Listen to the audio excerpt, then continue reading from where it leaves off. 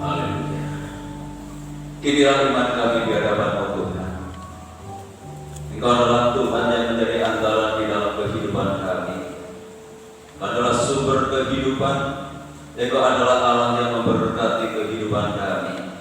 Dan semuanya ini boleh kami rasakan di dalam setiap perjalanan kehidupan kami. Bahkan sampai hari ini, Engkau terus menyatakan pemeliharaan-Mu di dalam kehidupan kami.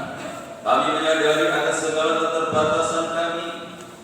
Untuk itu kami perlu akan Tuhan. Untuk itu kami mengandalkan Tuhan. Kami tidak mengandalkan kekuatan dan kemampuan kami sendiri. Dan semuanya ini kami wujudkan di mana pada sore hari ini kami datang kepada Tuhan. Kami ingin lebih dalam lagi untuk mengenal kepada Tuhan. Kami ingin lebih dalam lagi untuk mendapatkan pembaharuan daripada Tuhan, sehingga kehidupan kami dari hari ke hari semakin berkenan, semakin menyenangkan hatinya Tuhan. Karena itulah tujuan kami ketika kami percaya kepada Tuhan, hanya satu perkara, kepada Tuhan, untuk menyenangkan hatinya Tuhan.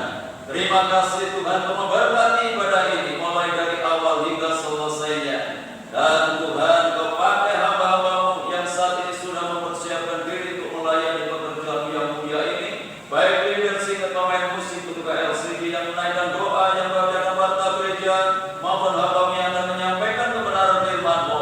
Mari Tuhan sucikan kami, kuduskan kami, layakkan kami membantu kerja mulia yang Tuhan percayakan kepada kami pada sore hari ini. Lebih beberapa dari Roh-Mu yang kudus, Tuhan turut sertakan dalam pelayanan kami, sehingga pelayanan ini boleh berkenan di hadapan Tuhan dan boleh menjadi berkat bagi sidang jemaat Tuhan. Kami menyerahkan saudara-saudara kami yang lain yang saat ini mungkin masih dalam perjalanan. Kiranya Tuhan jaga, Tuhan lindungi, Tuhan sertai, supaya segera tiba di tempat ini bersama kami untuk memuliakan Tuhan. Terima kasih Tuhan dalam pekerjaan kuasa kegelapan yang ingin mencoba mengganggu jalannya ibadah kami. Bahkan ingin merebut berkat Tuhan yang Tuhan sediakan lewat ibadah ini. Kami menyatukan hati bersama jemaat untuk memanggil nama-Mu, yaitu di dalam nama Tuhan Yesus Kristus. Kalau kuasa-kuasa yang bukan dari Allah dalam bentuk apapun, kami tolak, kami patahkan kuasanya di dalam nama Yesus. Dan dalam nama yang boleh menguasai tempat ini, menguasai ruangan hati dan pikiran kami, sehingga berkat Tuhan seutuhnya boleh menjadi bagian di dalam kehidupan kami. Terima kasih Tuhan, berkatilah gereja-gereja-Mu yang sore hari ini mengadakan ibadah yang sama yang sedang kami lakukan. Bagaimana Tuhan memberkati kami, Tuhan memberkati mereka semuanya, agar nama Tuhan dipermuliakan. Hanya di dalam nama Tuhan Yesus Kristus kami serahkan segala doa kami buka ibadah kami pada sore hari ini, dan yang siap untuk memuliakan Tuhan. Mari bersama kita katakan amin.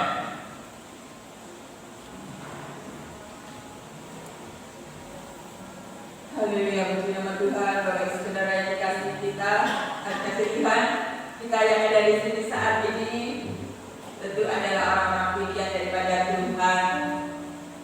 Meskipun pasti kondisi hujan tidak menghalangi kasih kita kepada Tuhan, untuk kita datang kepada Dia. Inilah bukti kecintaan kita kepada Tuhan.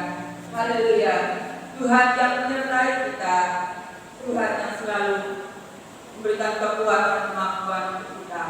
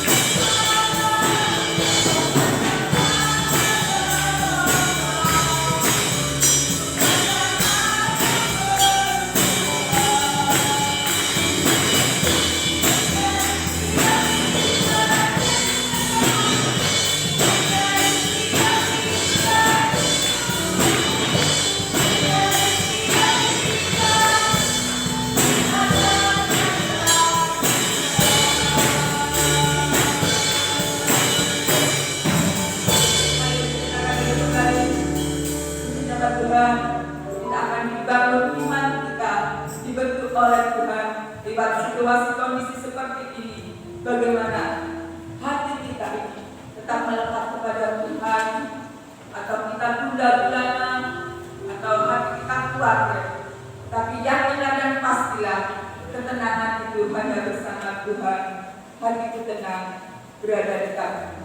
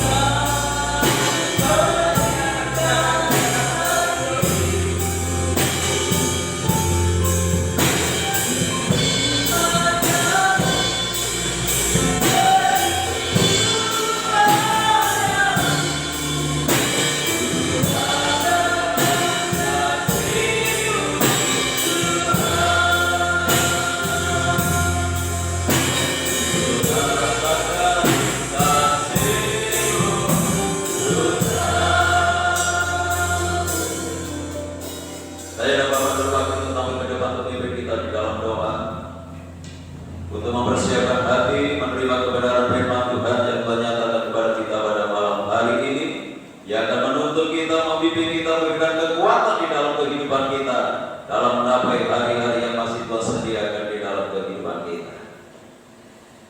Amin. Maha besar Bapa kami yang bertakhta di dalam kerajaan surga. Segala puji dan sembah kami naikkan ke hadirat Engkau ya Bapa. Oleh karena kasih dan kemurahan Tuhan yang telah diberikan kepada kami di dalam kesempatan yang indah ini Bapa, kami boleh memuji dan memuliakan nama Engkau. Sebab hanya nama Tuhan yang layak kami lakukan. Terpujilah nama Tuhan kami Yesus Kristus. Tuhan, sebentar hamba-Mu akan menerima kebenaran firman. Kiranya Tuhan sucikan hati pikiran kami, pendengaran kami, layakkan kami untuk kami dapat menerima kebenaran firman, sehingga firman boleh menjadi kekuatan di dalam kehidupan kami, dan kami boleh melakukan apa yang menjadi kehendak Tuhan. Kristi Bapa, serahkan hamba-Mu yang akan menyampaikan firman, urapi dengan kuasa Roh Kudus, bahkan rahasia firman, supaya hamba-Mu benar-benar dapat menyampaikan firman dengan baik. Oh, terima kasih Tuhan, kami percaya Kau menguasai di dalam kehidupan hamba-Mu dan Kau bukakan rahasia firman, sehingga kami boleh menjadi, oh Tuhan, hamba-hamba-Mu yang menerima firman-Mu dan melakukan apa yang menjadi kehendak. Terima kasih Pak. Kami naikkan doa kami dengan penuh ucapan syukur. Di dalam nama Tuhan kami Yesus Kristus kami berdoa. Amin. Amin. Silakan duduk kembali.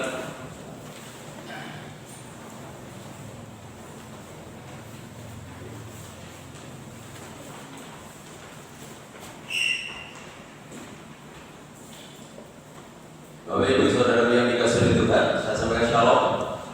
Shalom. Ya, walaupun saat ini kita diperhadapkan dengan turunnya hujan yang cukup deras, namun tidak akan mengurangi semangat kita untuk kita datang kepada Tuhan. Terpujilah nama Tuhan. Mari kita siapkan hati kita untuk kita menerima kebenaran firman Tuhan yang menjadi kebutuhan kita pada malam hari ini, yang akan memotivasi, yang akan menguatkan kehidupan kita dalam mencapai hari-hari yang masih Tuhan sediakan dalam kehidupan kita. Dan firman Tuhan malam hari ini akan disampaikan oleh Bapak Pendeta Budha Jogsuwarno. Untuk itu waktu dan tempat saya sediakan. Sudah dimana kasih Tuhan. Kalau Tuhan, mari pada waktu yang baik ini kita menggunakan untuk belajar tentang firman Tuhan. Sebab banyak firman Tuhan yang sanggup menuntut hidup kita di hari-hari yang semakin akhir ini, agar hidup kita berkenan di hadapan Tuhan. Puji nama Tuhan. Pada malam hari ini firman Tuhan memberikan tema Allah sanggup, yang akan kita baca di dalam kitab Ayub 42 ayat 1 dan 2. Berikan firman Tuhan Ayub 42 ayat 1 dan 2. Maka jawab Ayub kepada Tuhan, Aku tahu bahwa Engkau sanggup melakukan segala sesuatu, dan tidak ada rencanamu yang gagal. Amin. Ini pernyataan seorang Ayub yang hidupnya itu mengalami begitu berat, mengalami segala ujian-ujian yang berat. Tetapi di akhir perjalanannya, Ayub mempunyai satu komitmen, mempunyai satu pernyataan bahwa dia yakin dan percaya bahwa Allah itu sanggup melakukan segala sesuatu dan tidak ada rencanamu yang gagal. Kenapa Ayub mengatakan hal ini? Bahwa apa yang dialami Ayub selama hidupnya, dari mulai diuji sampai selesai, itu adalah rencana Tuhan. Saudara ingat waktu itu Tuhan berperkara dengan iblis. Tuhan berperkara dengan iblis dan Tuhan dikatakan oleh iblis, coba engkau keluar dari pemakaranmu terhadap Ayub. Allah kata iblis, oke. Hanya Tuhan katakan, hanya jangan kau jamah atau apa-apakan nyawanya. serahkan Ayub dalam tangan. Jadi Ayub ini dipakai satu sarana untuk pertarungannya antara Allah dengan iblis. Dan Allah mengatakan pada awalnya, kau tahu bahwa Ayub yang setia, taat dan setia. Dari sebabnya rencananya Allah itu meskipun seolah-olah secara manusia tidak ada orang yang sanggup hidup seperti Ayub, mengalami seperti Ayub. Tetapi kalau itu rencananya Allah, tidak ada sesuatu yang gagal. Inilah yang dikatakan oleh Ayub bahwa Allah sanggup melakukan segala sesuatu apa yang tidak mungkin bagi manusia itu sangat-sangat mungkin bagi Tuhan. Nah inilah yang harus kita tanamkan di dalam pengiringan kita terhadap Tuhan Yesus. Walaupun seberat apapun kita hidup ini seolah-olah tidak mampu dan tidak bisa, tapi kalau kita setia, kalau Tuhan sudah mengatakan kita sebagai orang yang setia, maka penyertaan daripada Tuhan itu tidak akan pernah habis. Rencananya Tuhan untuk membawa hidup kita menjadi orang-orang yang damai, sejahtera, diberkati, itu pasti terjadi. Asal kita ini tidak keluar dari jalur-jalur firman Tuhan. Ayub juga pernah mengatakan, jika aku diuji, tidak satu pun keluar kata dosa dari mulut. Luar biasa. Bukan sesuatu yang benar yang dihadapi Ayub, tetapi sesuatu yang berat.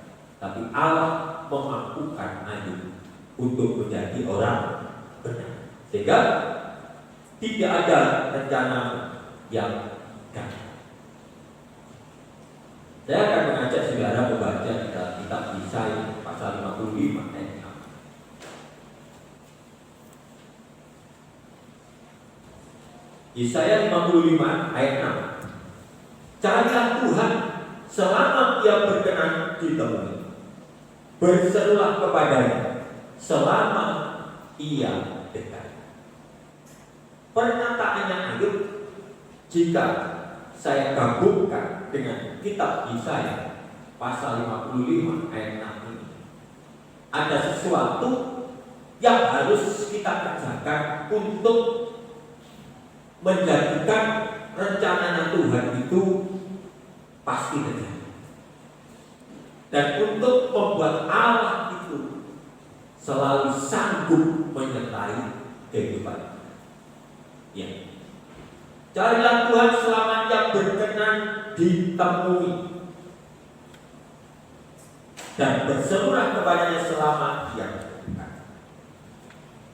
Yang saya ajak untuk berpikir pada malam hari ini yaitu kata-kata berkenan dan dekat.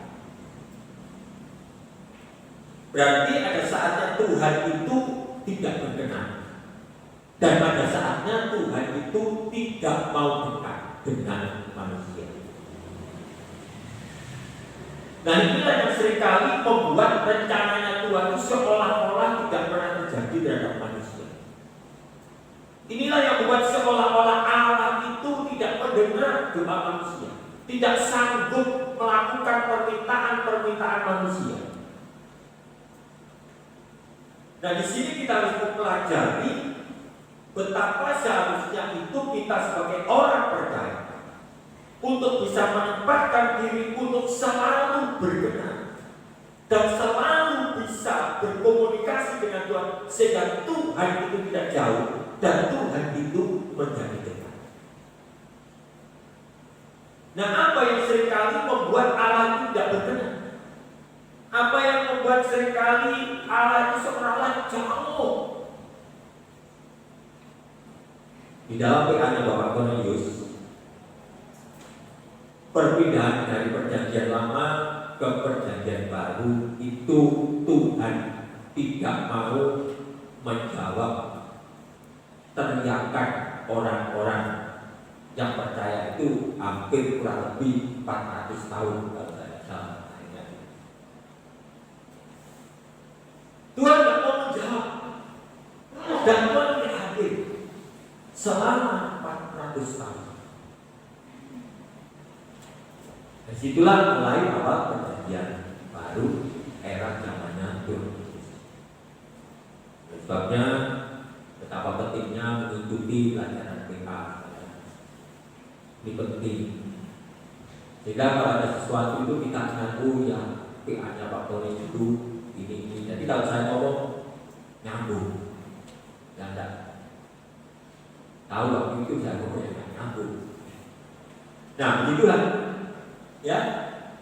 Dan kenapa Tuhan mengatakan carilah Tuhan selama yang berkenan ditemui? Di sisi lain pasti ada saat Tuhan tidak mau berkenan. Dan di saat sisi lain Tuhan itu menjadi jauh. Sehingga apa yang dikatakan oleh Ayub 42 ayat 22 tadi, maka tidak ada rencananya Tuhan yang gagal itu seolah-olah tidak akan pernah terjadi di dalam kehidupan. Nah, sudah terima kasih Tuhan, pada akhirnya saudara boleh belajar yang membuat Tuhan jauh dengan manusia itu sebenarnya adalah dosa-dosa kita. Yang membuat Tuhan seolah-olah pendengarannya itu tidak mendengar adalah kesalahan-kesalahan kita. Saya tidak perlu mencatat di sini, ya, karena ini adalah ayat hafalan. Dan disitulah yang membuat seringkali pengiringan umat-umat Tuhan kepada Tuhan itu menjadi seolah-olah firman Tuhan ini tidak sesuai. Apa yang dikatakan firman Tuhan itu seolah-olah ada dialami beberapa orang. Kenapa aku tidak menikmati? Kenapa aku tidak mengalami janji-janji Tuhan? Padahal tidak mau introspeksi terhadap dirinya sendiri. Kenapa rencananya Tuhan itu kok enggak sampai-sampai pada saya? Jadi katakan Allah pasti sanggup. Kenapa kok saya sering gagal? Nah, itu harus banyak introspeksi diri. Sehingga ditandaskan di dalam kitab Yesaya tadi, ada saatnya Tuhan itu berkenan ditemui, dan ada saatnya Tuhan itu tidak dekat dengan kita. Ya, kita belajar di dalam kitab Kolose pasal 1 ayat 9 sampai 10. Kolose 1 ayat 9 sampai 10, demikian firman Tuhan. Sebab itu sejak waktu kami mendengarnya, kami tiada berhenti berdoa untuk kamu. Kami meminta supaya kamu menerima segala hikmat dan pengertian yang benar untuk mengetahui kehendak Tuhan dengan sempurna, sehingga hidupmu layak di hadapannya serta berkenan kepadanya dalam segala hal, dan kamu memberi buah dalam segala pekerjaan yang baik dan bertumbuh dalam pengetahuan yang benar tentang Allah. Ya. Di dalam ayat 9 ini, untuk menjadi orang yang bisa senantiasa berkenan di hadapan Tuhan, katakan, kami meminta supaya kamu menerima segala hikmat dan pengertian yang benar untuk mengetahui kehendak Tuhan dengan sempurna. Jadi inilah yang dapat membuat Tuhan itu selalu berkenan kepada manusia. Syaratnya manusia itu harus senantiasa menerima hikmat dan pengertian secara benar. Nah, apakah umat Tuhan itu tidak pernah menerima hikmat? Semua pernah. Semua menerima hikmat. Tetapi yang menjadi pertanyaannya benar atau tidak. Ya. Supaya kamu menerima segala hikmat dan pengertian yang benar untuk mengetahui kehendak Tuhan dengan sempurna. Nah, disinilah maka manusia itu tahu apa yang dikehendaki Tuhan. Nah, kalau manusia itu tahu apa yang dikehendaki Tuhan, maka disitulah rencana Tuhan itu tidak akan pernah gagal. Karena manusia tahu. Contoh yang begini, Kornelius memberi saya uang 50.000. Tujuannya untuk membeli ulalaku. Tetapi di saat Pak Kornelius memberikan saya uang 50.000, saya nggak usah tanya, saya ambil aja. Saya pergi, saya belikan rujak. Rujak enak. Pak Kornelius, saya belikan rujak enak sekali. Enak ada rujak. Tapi saya Pak Didi marah-marah karena salah dan tidak benar. Karena tujuannya memberi uang saya 50.000 itu untuk membeli bola laku, bukan untuk membeli rujak. Ya. Nah, itu salah satu contoh yang paling mudah untuk dimengerti. Nah, di sini dikuatkan di dalam ayat 10 dikatakan sehingga hidupmu layak di hadapannya. Nah, kalau manusia itu layak di hadapan Tuhan, maka disitulah firman Tuhan di dalam Yesaya 55 ayat 6 itu, maka Tuhan itu berkenan ditemui. Kenapa? Karena kondisi kehidupan umatnya itu layak di hadapannya, bukan layak secara pikiran manusia, tetapi layak di hadapan Tuhan. Nah, disitulah maka Allah itu berkenan ditemui, dan di saat kita mencari maka Ia menjadi Allah yang dekat. Sehingga itu layak di hadapannya serta berkenan kepadanya dalam segala hal. Nah, disinilah maka nanti rencana Allah itu tidak akan pernah gagal. Dan Allah sanggup memutuskan apa yang sudah dikehendaki untuk umat. Jadi umatnya itu harus bisa menempatkan diri dulu di hadapannya, yaitu menjadi orang yang layak di hadapannya. Nah, untuk menjadi orang yang layak di hadapannya tadi harus menerima hikmat secara benar. Dan tidak hanya itu, dan kamu memberi buah dalam segala pekerjaan yang baik dan bertumbuh dalam pengetahuan yang benar tentang Allah. Ini nanti adalah ciri orang yang berkenan pada Tuhan. Orang yang layak dan berkenan pada Tuhan, hidupnya selalu memberi buah dalam pekerjaan, baik secara manusia, secara hubungan secara manusia, atau hubungannya secara manusia dengan Allah. Selalu bisa memberi buah yang baik. Dan selain itu, imannya itu ada pertumbuhan, tidak terus menjadikan anak, bertumbuh sampai dewasa. Itu sebabnya dikatakan tadi mengetahui kehendak Allah dengan sempurna. Nah, kesempurnaan inilah pertumbuhan iman dan setiap umat yang berkenan dan layak di hadapan. Ada pertumbuhan. Nah, itu sebabnya setiap orang percaya itu harus sering-sering mawas diri, ngontrol dirinya sendiri, apakah aku ini sudah bertumbuh atau belum, atau masih pancet. Levelku berapa? 5, 6, 7, 8. Sudah bertumbuh atau belum? Nah, pertumbuhanku ini disertai dengan buah-buah atau belum? Ya, itu harus dipertanyakan sendiri terhadap diri.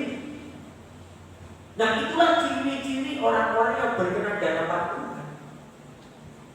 Sebab hikmat dan pengertian yang diberikan kepada manusia itu mengerjakan hal ini. Tidak mungkin orang yang tidak menerima hikmat itu mampu bertumbuh dan memberikan buah yang baik dan damai. Karena manusia itu tidak akan bisa berbuat baik tanpa Allah ikut campur tangan di dalam. Tanpa Allah ada diam di dalam hati satu bayi kita, manusia tidak mampu. Nah, sekarang kita lihat apa itu hikmat. Kembali ayat 28 ayat 28.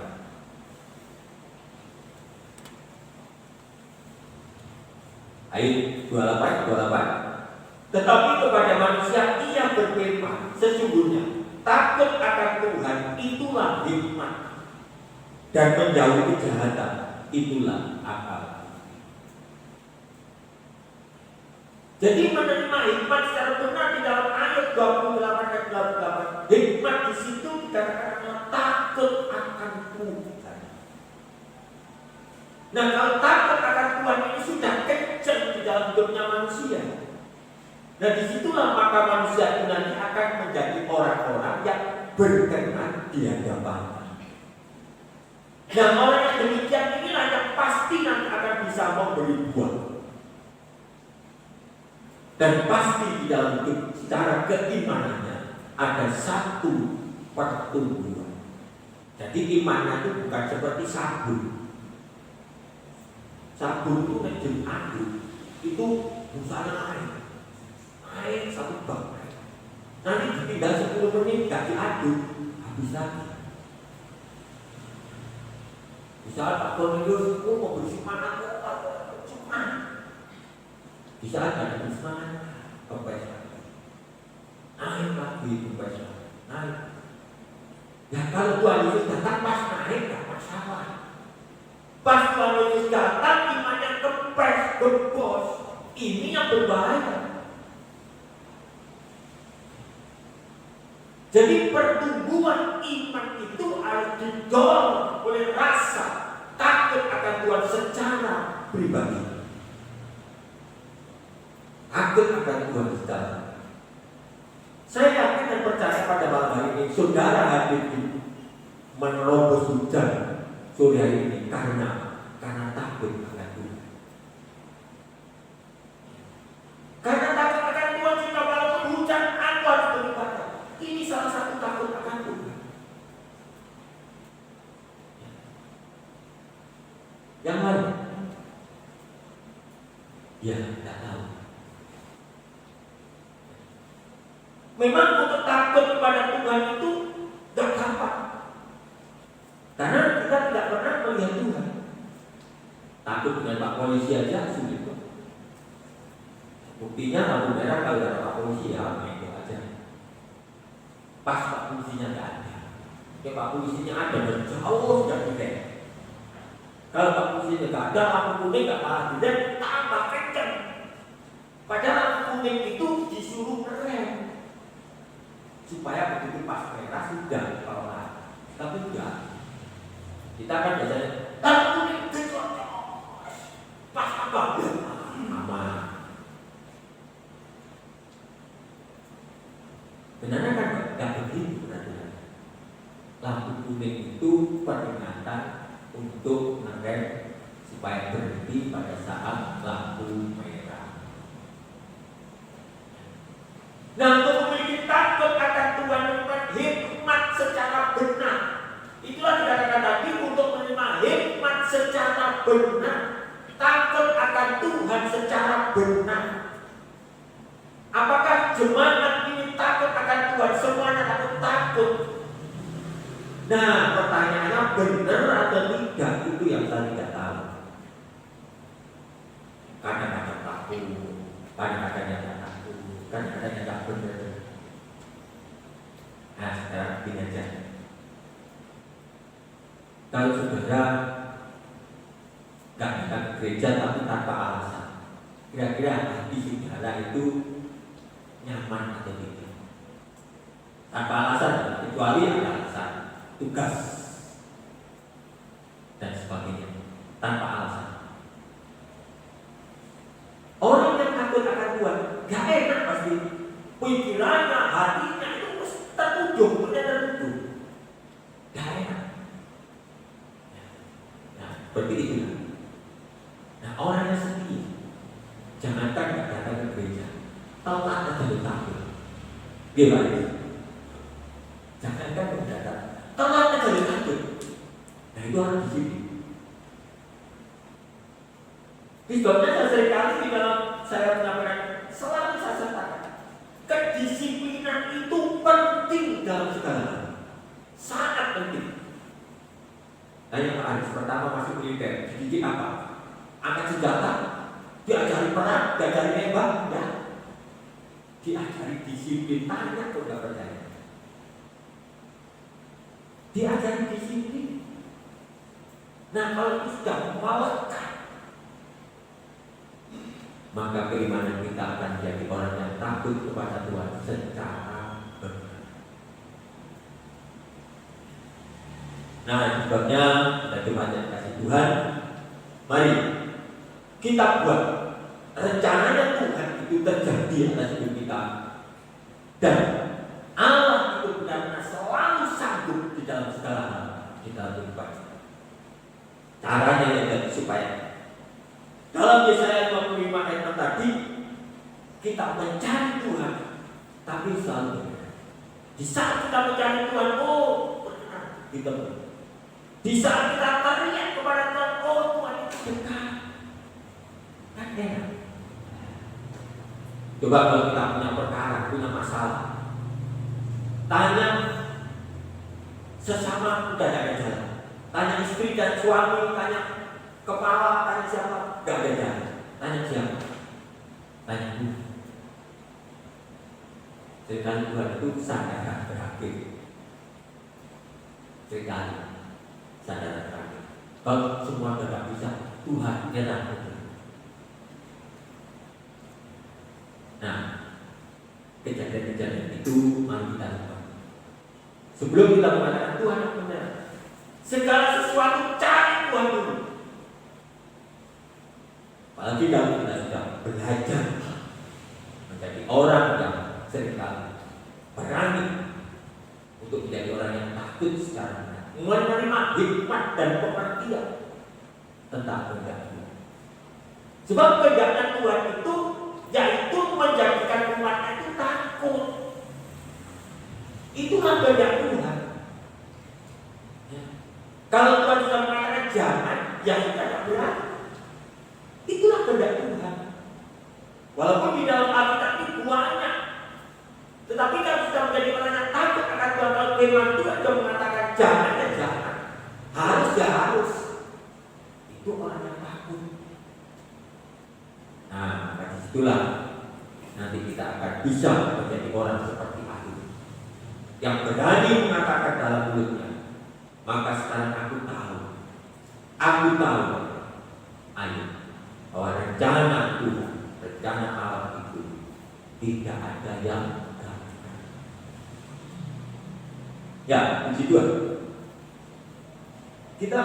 Saya ajak sedikit melangkah di dalam takut akan Tuhan. Efesus 5 ayat 6 dan 5.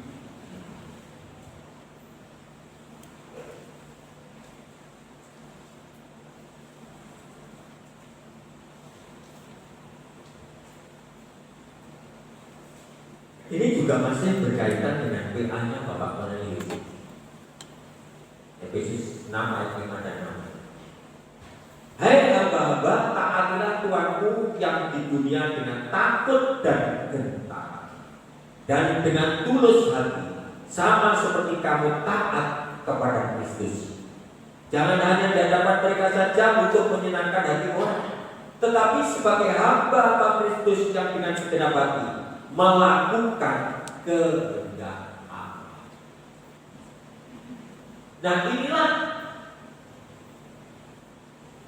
apa itu buah dari orang yang takut menerima ibadah untuk mengerti melakukan kehendak Allah. Nah, untuk bisa melakukan kehendak Allah dikatakan di dalam Efesus 6 ayat 6 terakhir itu sebagai hamba-hamba Kristus yang dengan segenap hati melakukan kehendak Allah. Jadi di dalam segala hal dikatakan tadi hamba-hamba itu menunjukkan di dalam hubungan kita terhadap siapa saja. Di atasnya tidak hanya hamba yang baik, hamba yang bengis, hamba yang jahat. Dan itu kita harus taat. Nah, ketaatan kita kepada sesama itu harus tulus. Ya. Dengan takut dan gentar dan dengan tulus hati. Sama seperti kamu taat kepada Kristus. Tulus mengerjakan segala sesuatu. Itu tulus. Seperti kita taat kepada Kristus. Sehingga apapun yang kita kerjakan untuk sesama, itu secara keimanan kita anggap bahwa kita ini melakukan segala sesuatu untuk Tuhan, bukan untuk manusia. Nah, kalau setiap apa yang kita kerjakan, baik pekerjaan, baik apa-apa, kita kerjakan seperti kita mengerjakan untuk Tuhan, pasti segala sesuatu itu hasilnya akan sangat baik. sebagai karyawan pasti akan menjadi karyawan yang baik. Pasti sebagai pegawai apapun, kalau di dalam melaksanakan segala tugas dilaksanakan dengan sebaik seperti disuruh oleh Tuhan, pasti benar. Korupsi yang tidak berani, main-main yang tidak berani, main-main pada saat bekerja juga tidak berani. Karena apa? Karena apa yang dilakukan itu seperti untuk Tuhan, bukan yang sekedar bekerja nanti digaji. Nah, ini diantaranya apa yang dilakukan terhadap hidup kita sebagai orang yang takut akan Tuhan. Nah, disinilah rasa tanggung jawab kita itu menjadi orang-orang yang menurut kehendak Tuhan. Kita di dalam ayat 6, jangan hanya di hadapan mereka saja untuk menyenangkan hati orang. Nah, kalau orangnya ada berbuat segala sesuatu dengan sungguh supaya orangnya senang. Nah, di saat orangnya tidak senang, sakar berdiri. Tetapi kalau tujuannya itu apapun yang dikerjakan dengan tulus hati seperti untuk Tuhan, wah, itu ada orangnya, baik itu tidak ada orangnya, itu pasti dikerjakan secara maksimal. Orang yang bekerja tentunya menuntut gaji penuh 100%. Oke, 1 bulan kamu saya gaji 5 juta. Coba nanti kalau kasih 4 juta, ngabuk. Kalau pada saat menerima upah, minta penuh, bahkan kalau perlu minta bonus, minta gaji 13 lah, minta PHR lah. Kalau ada gaji 14 lah, gak mau upahnya itu dipotong sedikit pun. Tetapi tanggung jawabnya coba. Seringkali masih sesuka hati. Nah, meskipun kita melaksanakan tugas kita di dunia sama, ini juga harus menunjukkan rasa takut yang kita tunjukkan kepada Tuhan. Jika kalau kita bisa melakukan tugas-tugas kita di dunia ini, apapun aktivitas kita seperti untuk Tuhan, dan disitulah maka kita menjadi orang yang berkenan di hadapannya. Walaupun kita itu bekerja untuk perusahaan, tapi kalau kita melakukan segala sesuatu seperti untuk Tuhan, dan disitulah kita menjadi orang yang takut akan Tuhan dan berkenan kepada Tuhan. Nah, ini ada pekerjaan di perusahaan. Nah, bagaimana kalau tidak di perusahaan? Sama saja. Sama saja. Mungkin seperti saya bekerja sebagai jasa. Ya, saya harus memberikan itu kan. Saya harus jujur. Harus jujur. Saat ini saya mengerjakan jasa untuk nyablon sak glasik. Disuruh kerjakan, Pak, kerjakan 5.000. Oke, saya kerjakan. Ternyata tidak ada 5.000. Kadang-kadang 4.930 kurang. Ya, saya bilang apa ya? Gak jago Pak, 5.000. Saya minta ongkosnya 5.000. Ya tetap kurang 5 juga saya katakan. Kurang 5 Pak, kurang 10. Jadi ya tetap dikurangi. Ongkosnya ya supaya per sak berapa ya yang dibayar.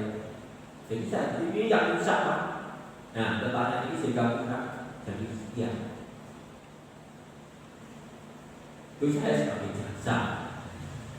Nah, lain-lain mungkin pekerjaan-pekerjaan bisa diatur sendiri. Bagaimana caranya memberi buah dalam segala pekerjaan yang baik, memberi buah menyenangkan orang lain.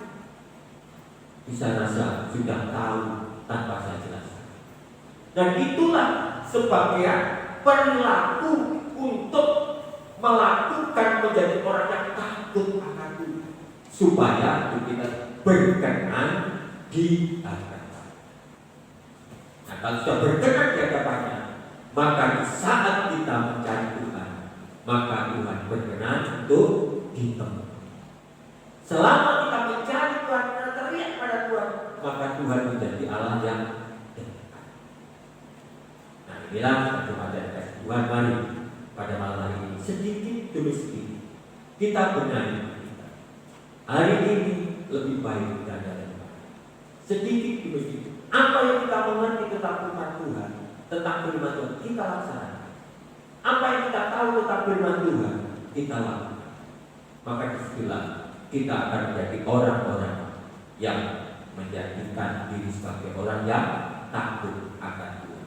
Sehingga Allah sanggup melakukan segala sesuatu yang baik di dalam hidup kita. Amin. Tuhan Yesus memberkati. Kita akan ujian satu ujian. Kuatkanlah hati, melewati setiap persoalan, melewati setiap perkara, sebab Allah sanggup melakukan segala sesuatu dengan sempurna.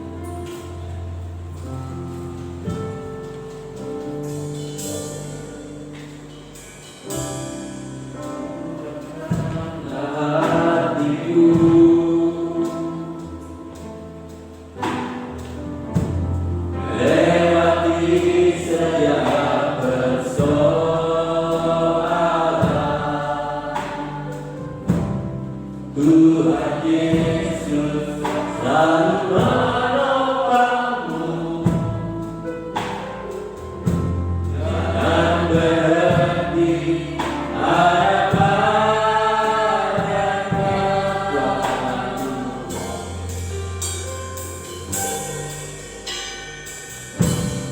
Kuatkanlah hatimu,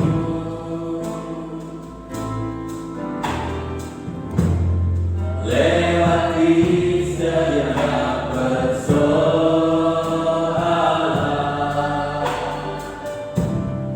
Tuhan Yesus selalu menopangmu, jangan berhenti harap padanya.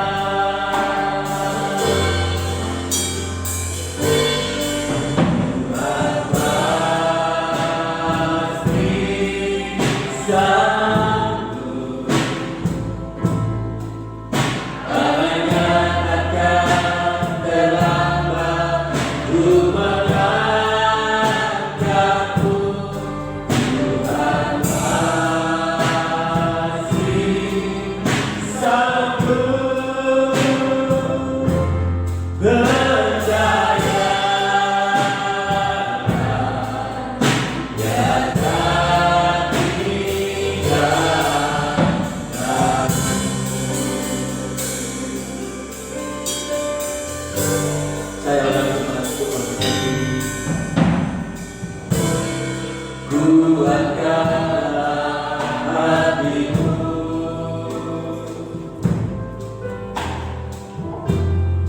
lewati setiap persoalan.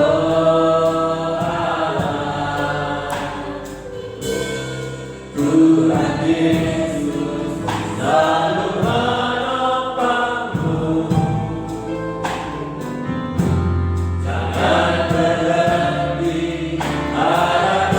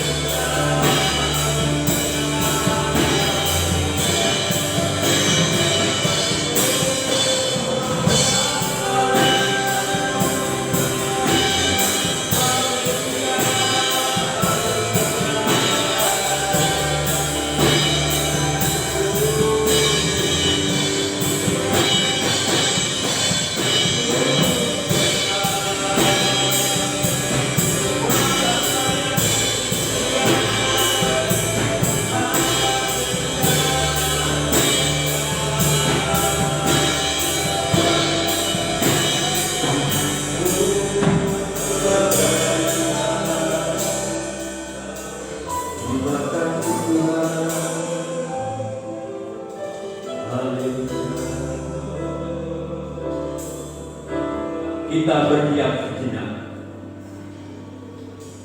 Mungkin kita bisa bertanya terhadap diri kita sendiri. Rencana apa yang ada di dalam hidup kita? Mungkin kita ingin rencana kita berhasil, atau mungkin rencana kita pada saat ini belum terlaksana. Mari pada malam hari ini katakan bahwa Allah masih sanggup melakukan segala perkara,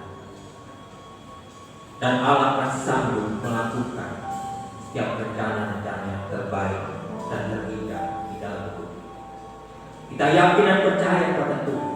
Kita serahkan hidup kita kepada Tuhan. Jangan ragu-ragu. Katakan kepada Tuhan, oh Tuhan, aku membutuhkan Engkau. Biarlah rencana Tuhan yang terjadi, karena rencana Tuhan adalah yang terbaik di dalam hidup. Saat ini mungkin kita belum merasakan rencana yang kita susun. Mungkin itu bukan yang terbaik bagi Tuhan. Tapi mari pada malam hari ini kita serahkan bahwa rencana Allah yang terjadi atas hidup kita, dan kita menjadi orang-orang yang taat dan takut akan Tuhan. Haleluya. Tuhan pasti sanggup. Saya dan Bapak Paul berdoa untuk iman Tuhan.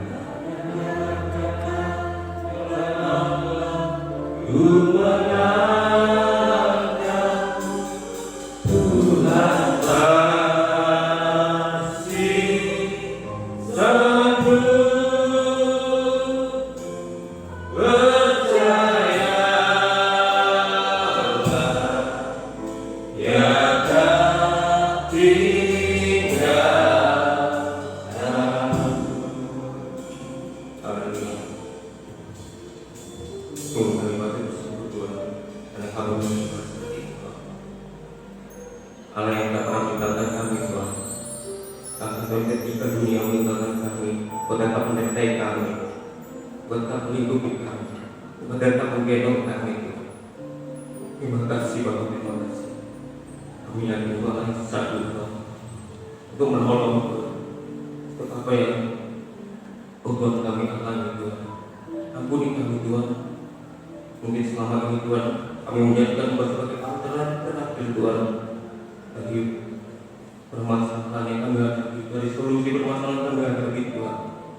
Bila Tuhan melalui kebenaran firman-Mu, Tuhan, oh Tuhan, kami menjadikan Kau sebagai alternatif pertama, Tuhan, dalam setiap apapun yang kami hadapi, Tuhan.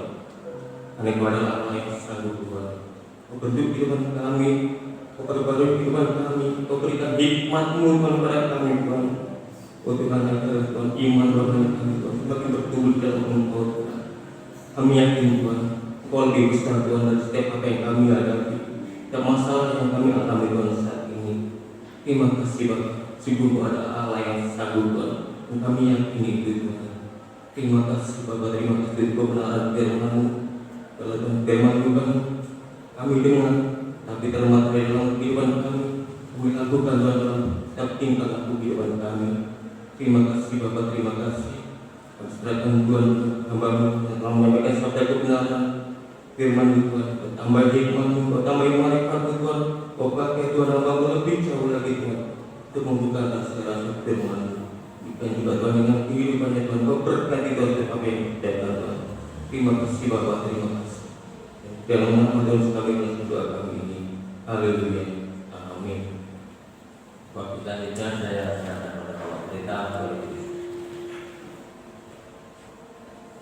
Bapak Ibu yang dikasihi oleh Tuhan, saya menyampaikan untuk kegiatan ibadah kita Majalnya 1 hari Jumat untuk kaum muda dimulai jam 6.15 menit. Memang kita ajukan 15 menit supaya mulanya tidak terlalu malam. Hari Sabtu ada latihan leader singer di tempat ini dimulai jam 6 sore. Terima kasih untuk perhatiannya. Tidak ada pengunjung lain. Saya undang semua untuk bagi berdiri. Mari kita akhiri pada kita pada malam hari ini dengan satu pujian mulia.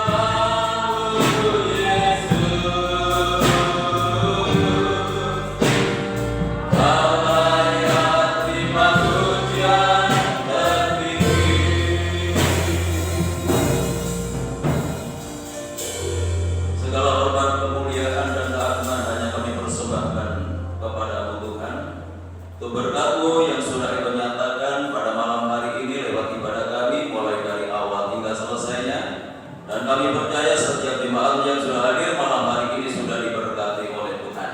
Sebelum kami tinggalkan tempat ini, kami tetap berdoa untuk kesehatan Ibu Gembala. Kami berdoa untuk Ibu Sudarmiase, untuk Bu Yaya, untuk Ibu Mistia, untuk saudara kami Listia. Kami menyerahkan untuk saudara-saudara kami yang lain yang saat ini juga bergumul dengan kondisi kesehatannya. Kami serahkan semua ke dalam tangan-Mu. Kami percaya kuasa Tuhan tidak terbatas, dulu, hari ini, bahkan untuk selamanya bagi orang yang percaya kepada Tuhan. Untuk itu mari Tuhan, ulurkan tangan kuasa-Mu, jamah mereka yang sakit di dalam nama Yesus Kristus, yang sakit disembuhkan, yang sakit dipulihkan. Kuasa beliau Tuhan Yesus sanggup memberikan pertolongan. Bapak Ibu kami yang sudah berusia lanjut, kiranya Tuhan tetap anugerahi dengan kekuatan dan kesehatan. Kami menyerahkan untuk pembangunan tempat parkir yang saat ini masih membutuhkan dana yang kami perlukan. Tuhan akan melengkapi, Tuhan akan mencukupkan, karena semuanya ini kami lakukan hanya untuk kemuliaan Tuhan. Tuhan Bapak yang sudah melayani pekerjaan malam hari ini, Tuhan untuk memberkati mereka semuanya, bahkan semakin memperindah pelayanannya di hari-hari yang akan datang. Tuhan berkati lingkungan kami, kota kami, bangsa dan negara kami dengan ketenangan, kedamaian dan kesejahteraan. Bapak Presiden bersama wakil dan jajarannya, demikian pula pemerintah yang ada di daerah, ada kerjasama yang baik untuk membangun bangsa ini lebih baik lagi. Kami menyerahkan untuk tim medis, TNI, Polri, para sukarelawan yang menangani langsung orang-orang yang terdampak COVID-19. Tuhan campur tangan dalam proses pemulihannya, hingga semakin banyak orang yang disembuhkan dan tidak ada lagi penularan di tengah-tengah bangsa dan negara kami. Kami menyerahkan seluruh sidang jemaat ke dalam tangan-Mu, baik yang hadir malam ini maupun yang tidak hadir, baik yang ada di dalam kota maupun yang ada di luar kota. Tuhan tetap jaga, Tuhan lindungi, Tuhan sertai, supaya tetap hidup di dalam kekudusan dan kebenaran, memiliki hati yang setia dan mengasihi Tuhan, hati yang takut akan Tuhan dimanapun mereka berada, selalu membuat nama Tuhan dipermuliakan. Rumah tangga, keluarga, kehidupan hingga jemaat Tuhan berkati dengan ketenangan, kedamaian dan kesejahteraan.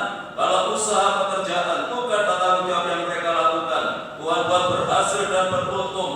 Tuhan peliharakan seluruh jemaat dalam kasih-Mu, sehingga tidak ada satu rumah tangga pun yang hidup di dalam kekurangan. Anak-anak yang masih duduk di bangku sekolah, mulai dari playgroup sampai perguruan tinggi, berkati mereka dengan kecerdasan dan kearifan. Jadikan anak-anak yang berprestasi, baik dalam akademisnya maupun non-akademisnya, jadikan berkat di dalam setiap pergaulannya. Bagi sidang jemaat yang sudah memberikan persembahannya, mengembalikan perpuluhannya, Tuhan kembalikan berlipat kali ganda sesuai dengan janji firman-Mu. Sebentar lagi kami akan tinggalkan tempat ini kembali ke rumah masing-masing. Tuhan jaga, lindungi, sertai kami dalam perjalanan. Tiba di rumah dengan selamat, tidak kekurangan sesuatu apapun. Kembalikan kami dalam kegiatan ibadah yang akan datang, dalam keadaan yang lebih baik dari malam hari ini. Bapak Ibu Saudaraku yang dikasihi oleh Tuhan, sekarang pulanglah dan terimalah berkat damai sejahtera dari Allah Bapa, kasih karunia-Nya dari Tuhan